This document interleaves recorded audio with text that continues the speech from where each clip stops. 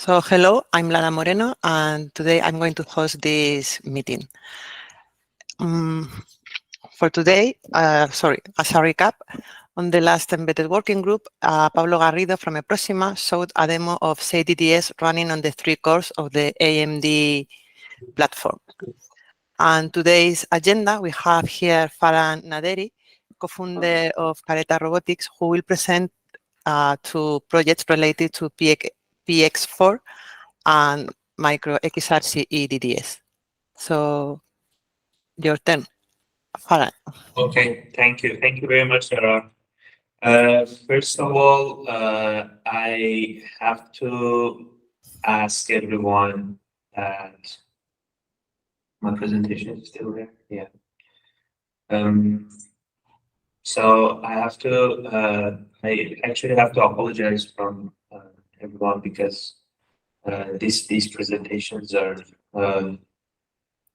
what we call these are like it's a space for developer summit. Actually, we had to have this presentation like 2 months ago, but I couldn't make it happen, so we had to change the schedule.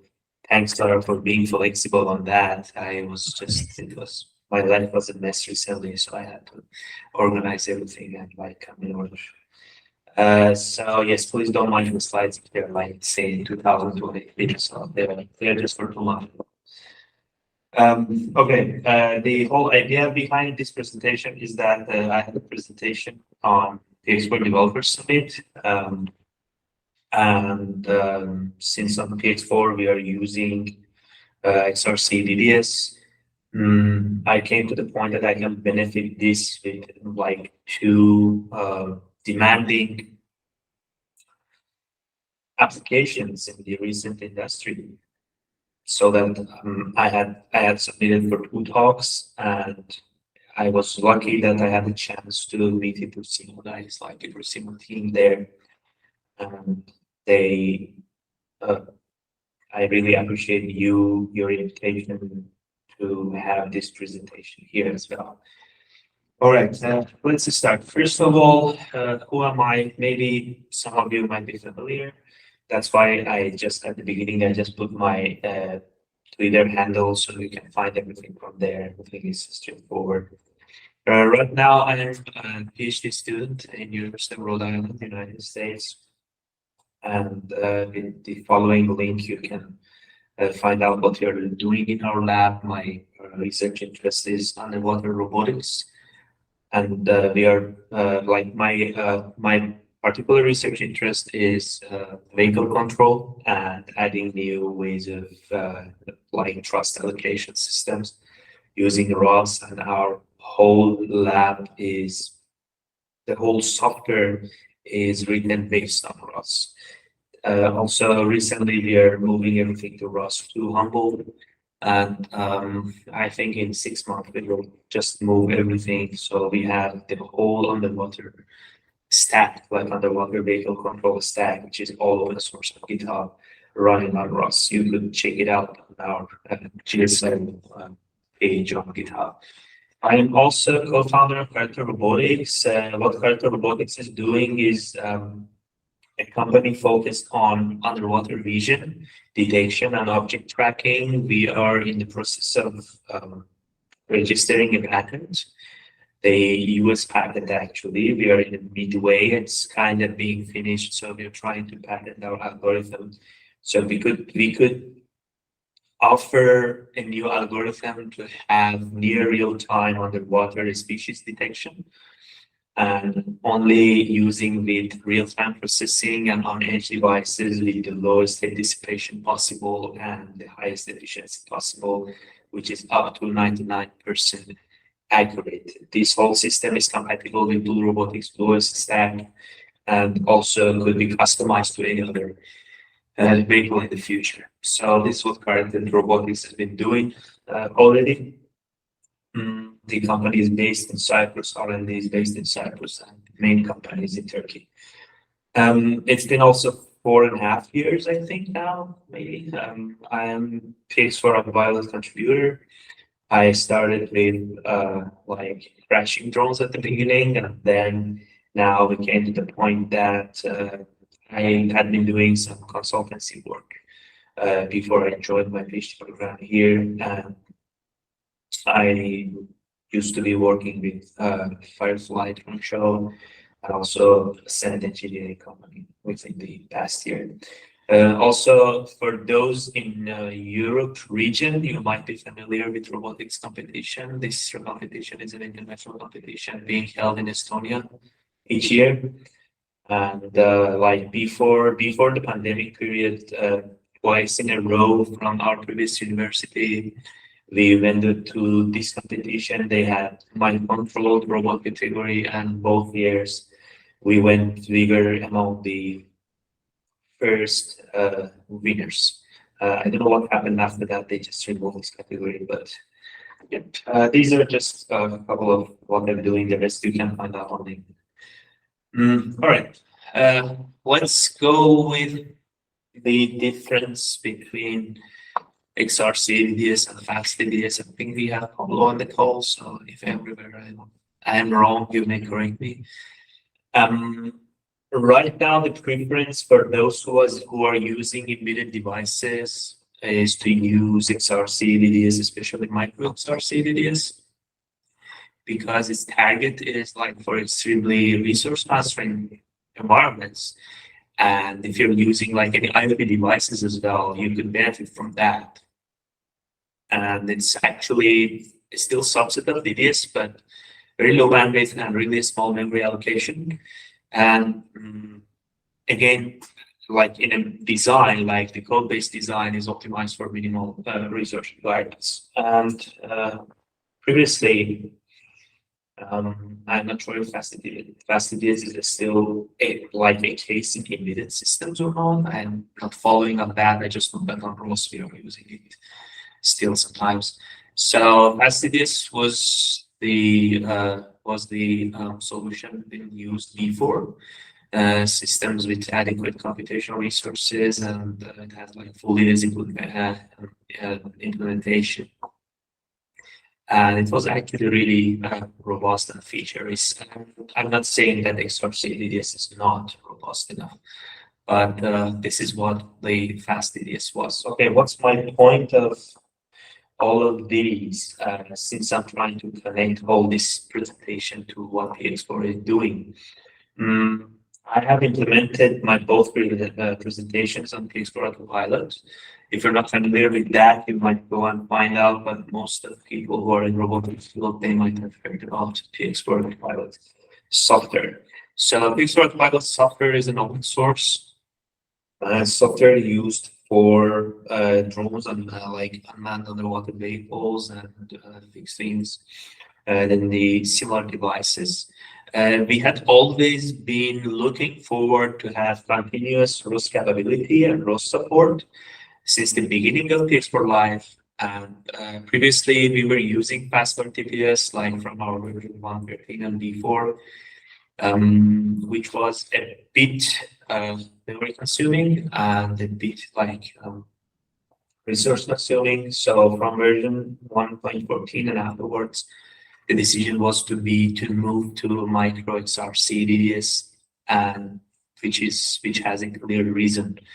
All PX4 Autopilot software is being implemented on embedded systems, which are like the embedded chipsets, mostly ST or might be other manufacturers as well, and they are usually really resource constrained, especially like flash size and memory size. The thing is, we are doing everything in real time, especially for unmanned vehicles, and we have application controls in real time and also sensor fusions in real time.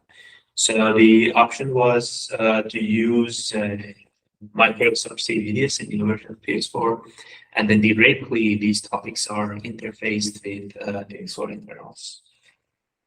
So for the first presentation, I will go into the vision-based detection and object tracking. So I have put these two big logos here as you might be knowing that basically YOLO is one of the favorite solutions right now for many robotics developer for object detection. As well, TF is also TensorFlow is another possible solution which you could be using for object detection and object tracking and classification as well. For all of these, we are basically, since we are on a hardware which is already constrained, we are always looking for reliability, and we are as well looking for how they could be working in our research constrained environments. And besides, the choice of all of these for sure is dependent on what our purpose is as well at the end of the day. In this case, there must be a question of which hardware we might be using for this case. And I have put two hardware here, which you might be looking for. The one on the right is already on the market. So Holybro is actually selling that device. That one has Raspberry Pi CM4 on it, and it's connected to a Pixel internally with serial. But indeed, if you need higher bandwidth, you could be using Ethernet connection between those two. And on the left side, it's the there's a coming soon device from Holybro, which you could have. It has a socket for NVIDIA devices, so this one has Jetson or Linux on it, and it's internally again connected to Pixel, which you could also use Ethernet as well to be connected. So our preference for connection in any of these cases, because we are doing object tracking and we are intended to do object following, which means we have to have attitude controls in real time, is always to use the Ethernet protocol rather than serial. All right, let's have an overview of where we are now. I have actually taken this from paper. There's all these let's say comparisons so far. Based on the release type and the average precision, what is being used, and you can see also on AP values and the FPS which they can offer, you could see that YOLO is still among the acceptable approaches. We also have YOLO V2. It's like long time settled. Still, it's working in high FPS. But what is the preference recently is efficient D2, which I guess Google Coral devices are also using that. So in case you wanted to jump into detection models and you wanted to go like which network you have been using, efficient DET is actually the choice that I would be recommending, like overall from the like all the conditions like altogether considered. It's like nearly real time, and it is based on 2-3 levels of CNN and faster or CNN behind it. And we have done some implementation with it. They were like satisfactory. Like it is like industrial wise, it's acceptable. All right, what's happening? The whole structure of the system, if you want to define object tracking, let's say structure, is that if we assume that we have our autopilot on one side and we have our ROS2 system on the other side, which is on the right side, we have a couple of nodes, which like one of them is our port control node, because we want to have ROS taking control of our vehicle or our stack, like robotic stack, like anything. It could be UGV, it could be AUV, it could be UAV, anything. So in simplest form, I'll be having like one image processor node, and then another one I will have for control node. These nodes are for sure running on ROS2 based, and then we have one agent, one client, which like the client is running on PX4 side, and then the agent is running on ROS side. These two have a communication over your own proposed and preferred way. And by having the topics translate it from your image processor node to amplitude control nodes. You can have manual control modes, and then you can have your set point outputs implemented. So this is the whole structure behind what's happening if you want to implement such approach. By the way, question, Lara, how much time do we have? Until a little bit before of 6. So now it's 5:25, I guess. Yes, so half an hour more. Because you are 5 hours ahead of me, 6 hours, I guess. Yeah, my time is New York time.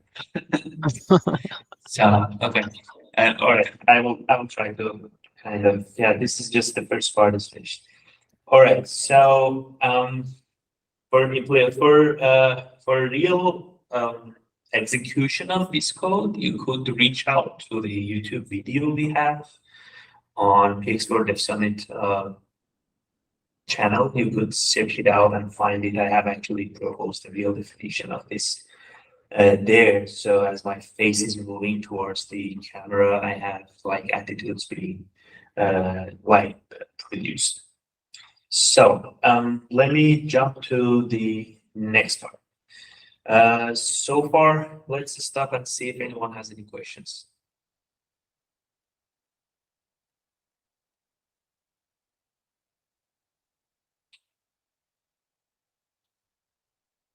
I think I was clear.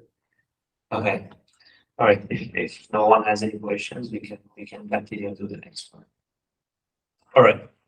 The next part, we are actually, I have chosen this topic because recently there are some research going on implementing deep learning into state estimation in robotics, especially like field robotics, especially for drones or like unmanned underwater vehicles.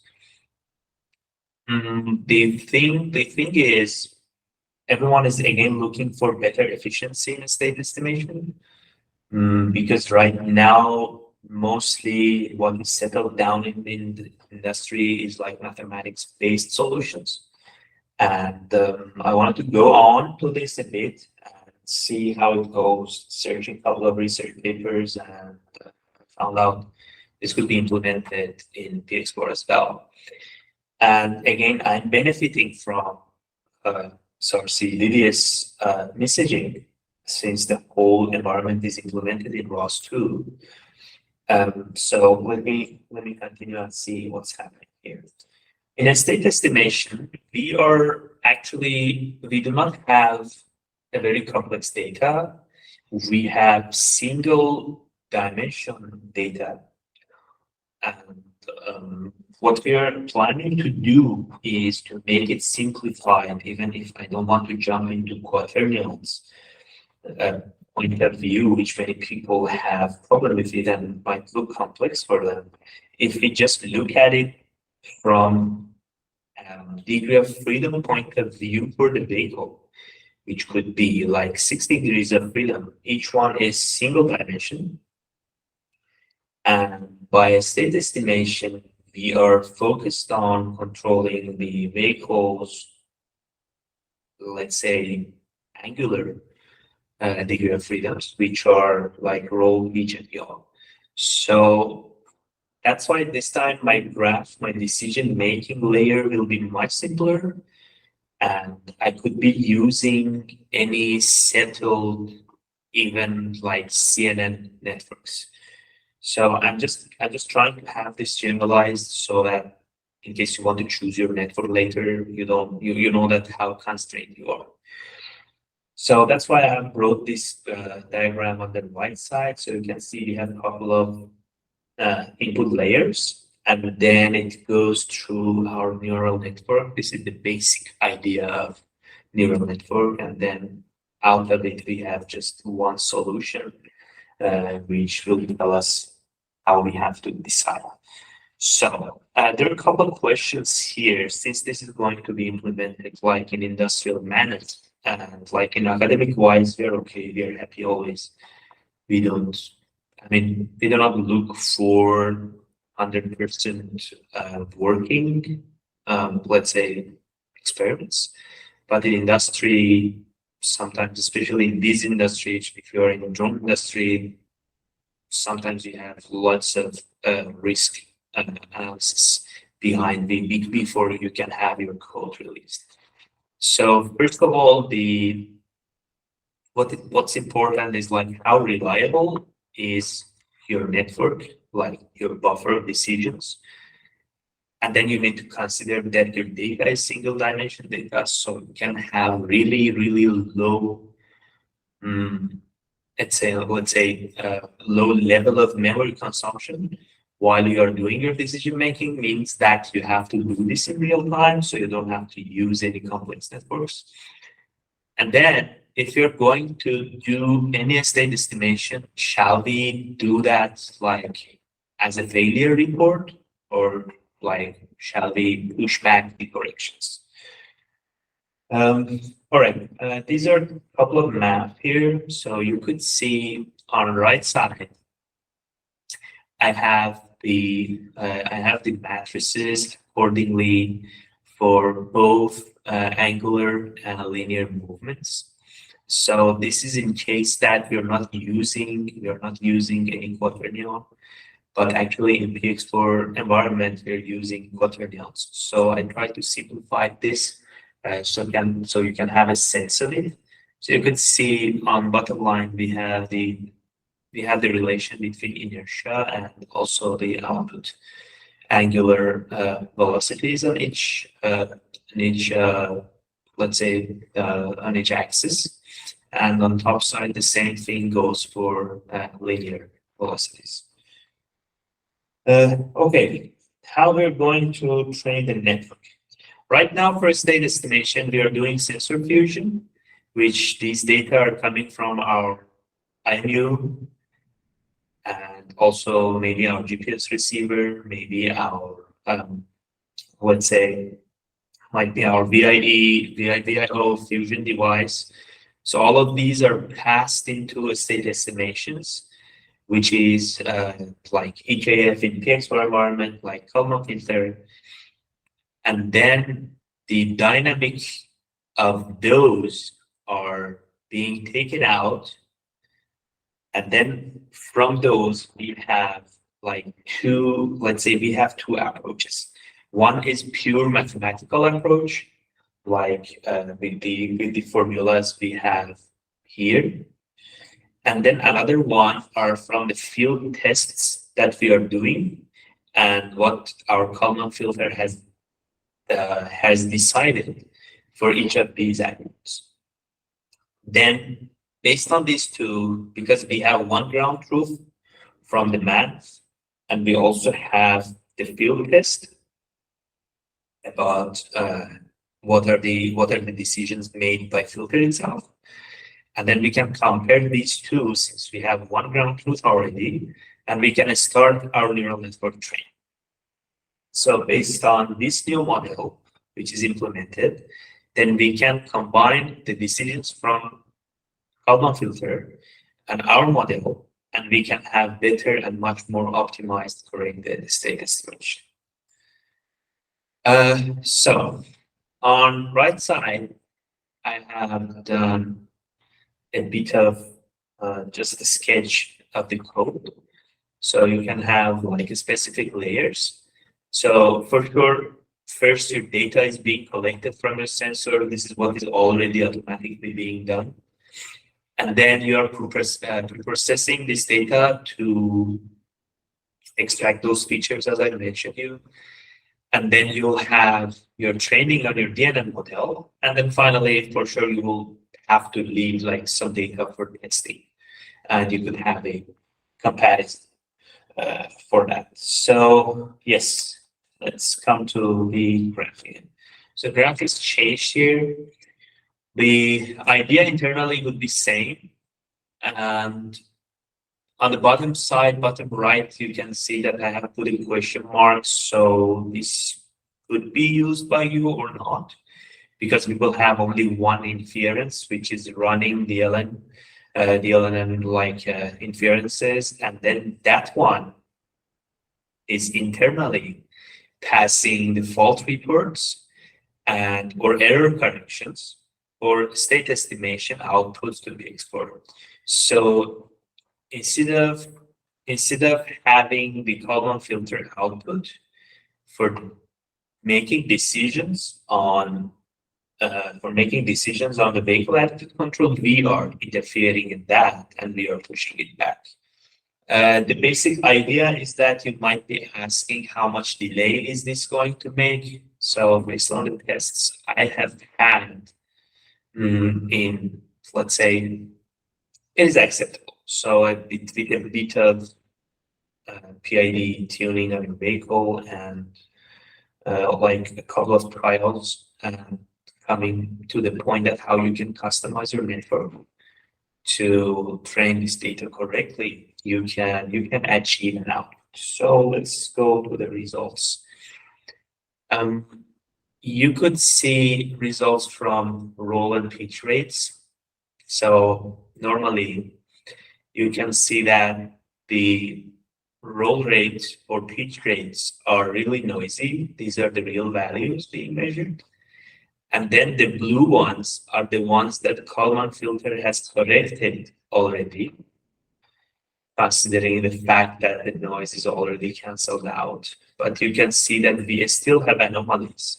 So our plan is to reach much more to real case scenario, to the real environment. And you can see that DLNN train data is actually very close to real-time data. So we can have literally near zero error attitude estimation and correction with the proposed solution. All right, I will have at the end what are to be expected. I am working on having all the codes for anything I mentioned today and presented. I'm planning to have everything open sourced, but these are just let's say these are considered as lightning talks, so I can give you the map, like the roadmap you want to implement for your own, let's say software or your own network for this. So I'm trying to have it open source. I'm trying to implement it on other networks, like other neural networks. And I'm trying to have it implemented on other hardware which are being used in robotics, especially preference is like smaller devices and less power consuming devices. And the practical results on the vehicle, I'm trying to like share them as soon as possible, like the logs and differences, probably on our PX4 blogs. All right, and yeah, I guess that's it. Thank you everyone for listening. That was all for today. So I'll be happy to answer your questions.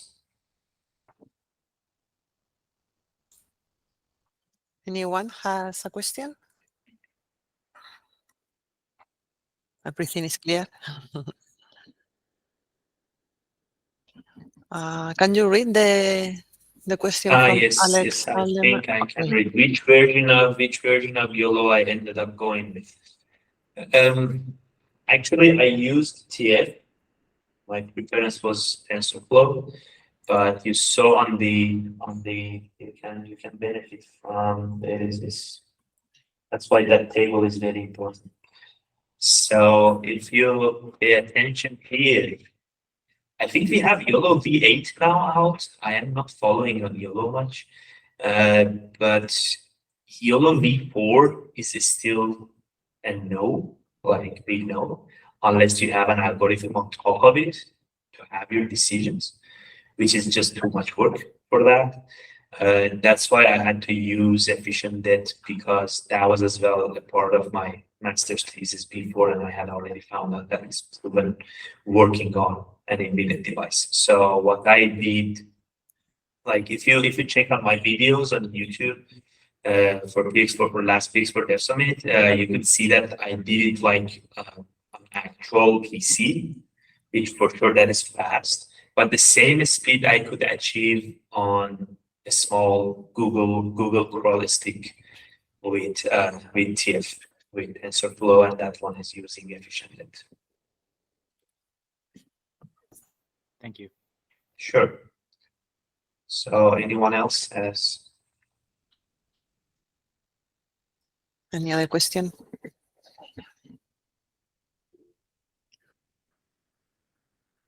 Yes. Go, go ahead. Hi, sorry. My other question was, what other prior work did you see for using neural networks to do state estimation? What do you mean? What other prior work? Oh, I was just curious if there's any like papers or resources that you looked at that you might pass along, because it sounds like an interesting problem. And I'm also interested to Yes, hear. I didn't mention any specific because there are many papers you can find out. That's why I just tried to tell you, because I went through many papers, and the thing is, I will come to the next question. I hope I don't forget that. The thing is, you can, for a state estimation, since your type of data is, I cannot say old, but it's a long time being processed. So even simple RCNN can take care of it.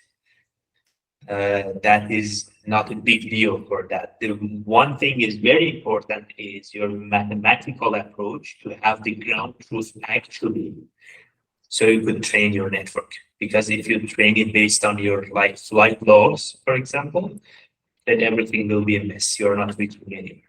So the most important part is to have the actual ground truth, so you can train based on that. Otherwise, your network will have no output. I hope I answered it.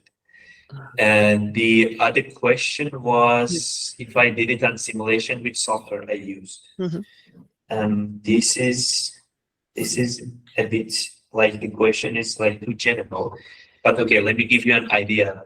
For PX4 simulation, we are using like our preference is using Gazebo, and you could trial that. And also, I think we are supporting both Gazebo Classic and New Gazebo, but New Gazebo is preferred. I tested on Gazebo Classic myself because I was more familiar with plugins and like putting like different objects and whatever. But you could try it in New Gazebo. I think in New Gazebo we are supporting quadcopter, but I don't know if we have the quadcopter with camera on it. But on Classic, like Gazebo Classic, we have quadcopter with camera on it. So, and for sure, PX4 Autopilot has full CTOL simulation in the loop, like software in the loop support, which you could pay. I think I have some links. Something. Let's see. Yeah, you can go through those PX4 ones, and you can search around, search for CTOL, and you could find it out.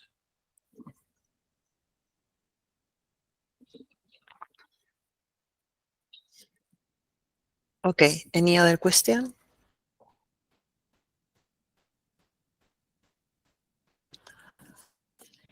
So I think that we have finished.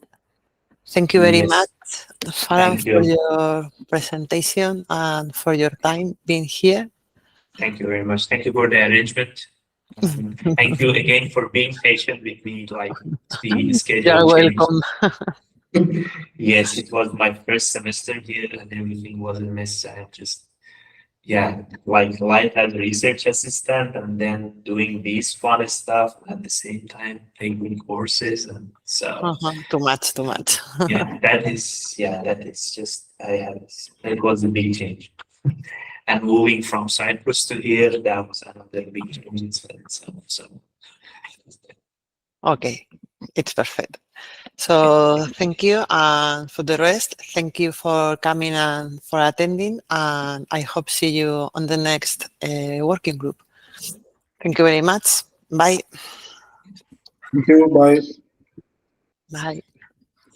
See you. Bye. Thank you. Have a good one. Bye.